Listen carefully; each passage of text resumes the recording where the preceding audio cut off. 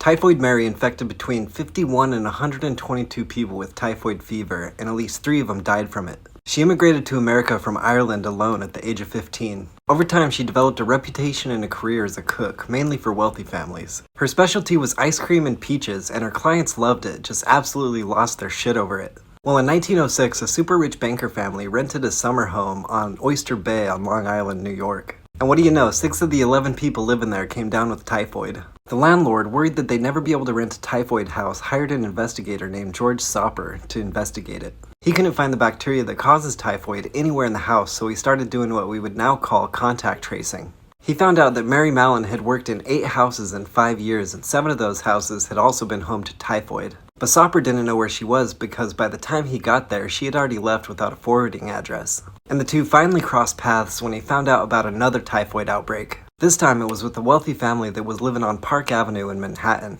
3 people in the house had fallen sick and the daughter of the house had died of it.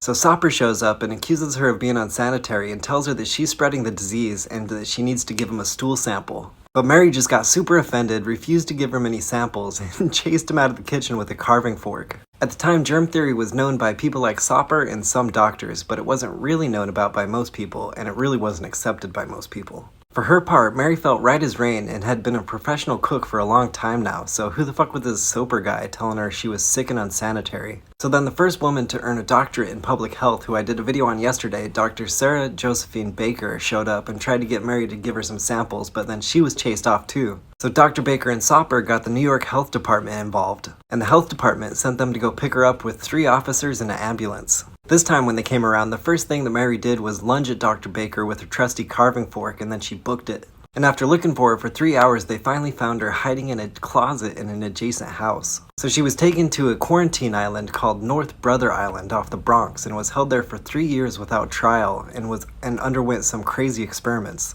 They found buttloads of typhoid in her poop, and she admitted she almost never washed her hands. But she was finally released and signed an affidavit saying that she would change professions and would take precautions against infecting people. But she just went out and started cooking again. And when 25 people at the Sloan Hospital for Women got sick and 2 of them died, Soper found out that she was there based on descriptions in her handwriting. So she got sent right back to North Brother Island. She lived out the rest of her life there, spending over 23 years in a private 1-story cottage. She was the first known case of an asymptomatic carrier of typhoid. But by the time she died, there were over 400 known cases of asymptomatic carriers of typhoid.